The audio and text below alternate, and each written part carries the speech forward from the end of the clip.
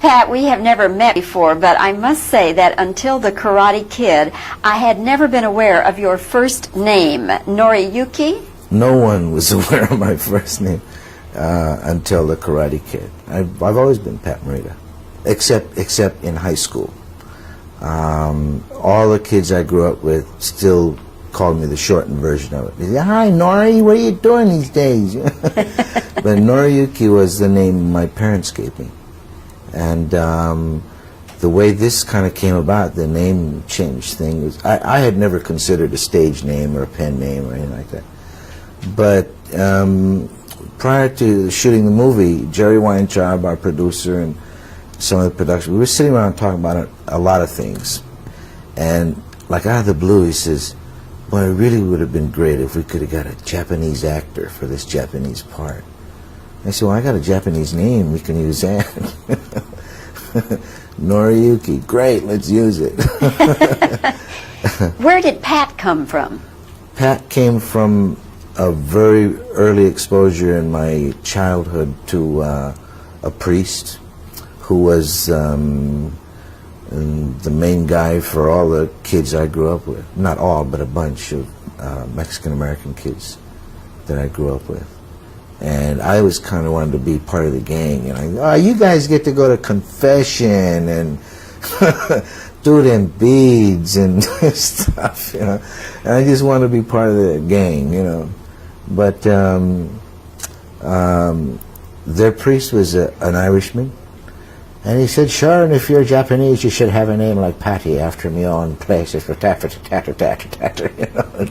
And so when I needed an American name, that's the one I picked, because there was a time right after the war when a lot of the Japanese kids who only had Japanese names, like myself, my brother, we took American names, made the transition to go back to school easier, you know. Yeah. Yeah. Pat, I know a little bit about your background. As a child, you had quite a lot of illness when you were a child, and then, of course, during World War II, you were in one of the, well, what did they call them? Well, they call a lot of things. Detainment centers. Detainment, yes. That's what I was searching for. How about internment camps? Yes. Relocation centers. The point I'm getting at is that your childhood was not full of happy things, and yet then you grew up. Yeah, but I didn't know that at the time. I was as happy and nutty a kid as I could be, in spite of my physical condition. You're referring to the fact that I spent 9 years in a hospital when I was a youngster. I had spinal tuberculosis. And in those days, any kind, in the 30s now we're talking about, anybody that got tuberculosis practically died because there was no medication. The remedy was rest, sunshine, fresh air, and 3 squares a day, and hope you make it. You know, and until the year before the war started, 1940, I had an operation where they did some spinal fusion and cleaning it up, and now they had the medicine, see, and 2 years later I was walking. So you and I walked from the hospital into camp. Really? Yeah, the war was on already. 43 I got out of the hospital.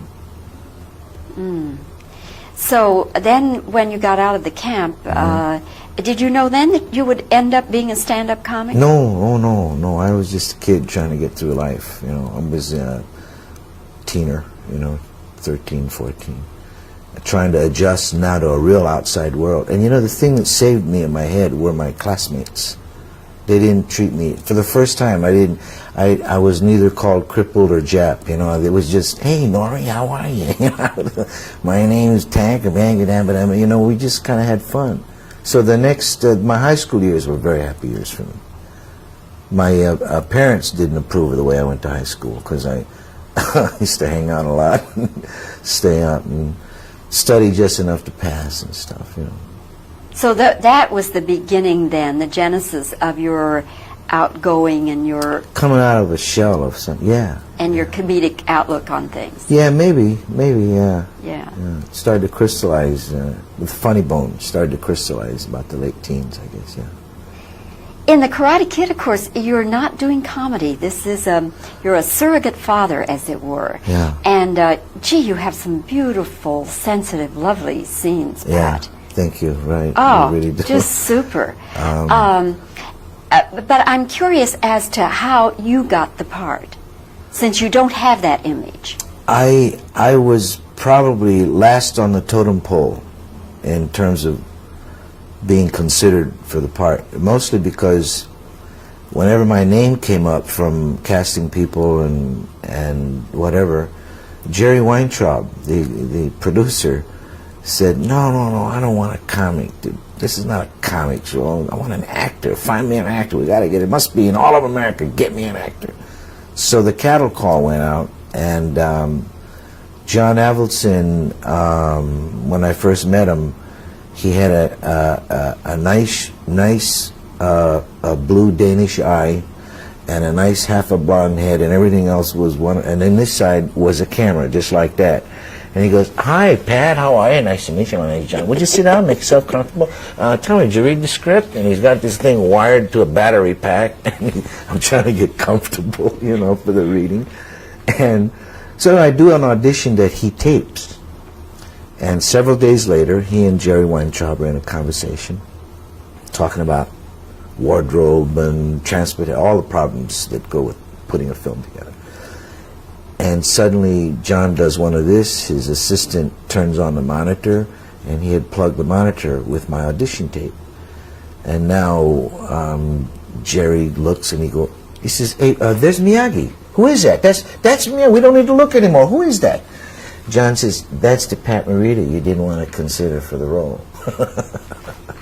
What a wonderful Isn't story. that an incredible story? And then he got very excited, and he and John, I mean, from that point on, he'd been nothing but a total fan, you know. And at his level, to have that kind of fan is really great. Oh. So, Columbia still had some doubts. So they had Ralph and I meet. They kind of looked at us on frame. They said, "Okay, look, you guys will rehearse whatever for 4 or 5 days. We're going to do a screen test." So Ralph and I really worked. I mean, we had to do the physical and find the characters and the relationship. And we do the audition. That weekend I split for Northern California just to go visit cousins and just to get away. Monday morning at 8:30, and I do not know to this day how Jerry Weintraub found me, but there's ding-a-ling-a-ling in my cousin's house. And the guy goes, "Uncle, it's for you." What is it? And Jerry says, "Pat, before your wife, your agent, the world, anybody, I want to be the first to congratulate you. You got the part." Wonderful. So Cinderella success stories still happen in Hollywood. That's a wonderful story. Now, I'm not into karate. I just don't know anything about it. Me neither. But only what I learned, and I tried to forget it because bruises,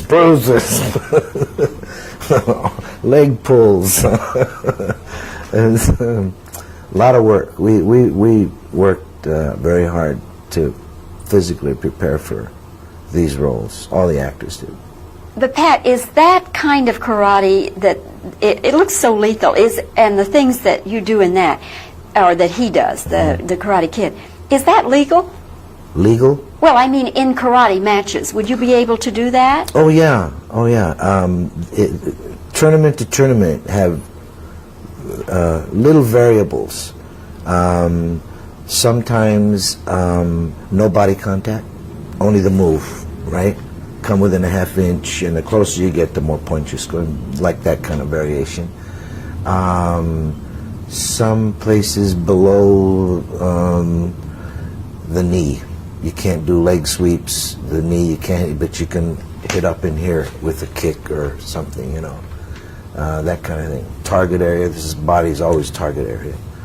You know, some no kidney punches, others you can hit in the back of the head.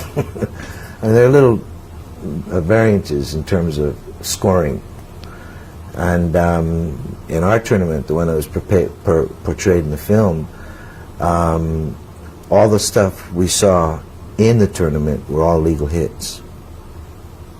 Of course, there's such a Rocky thread throughout this thing because Avildsen directed the first Rocky. Bill and Conti did the music, right? Yes.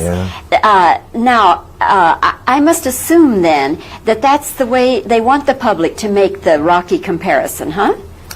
I don't know. When I read the script for the first time, I kind of felt that a little bit, but only at the very end, time of the tournament, you know.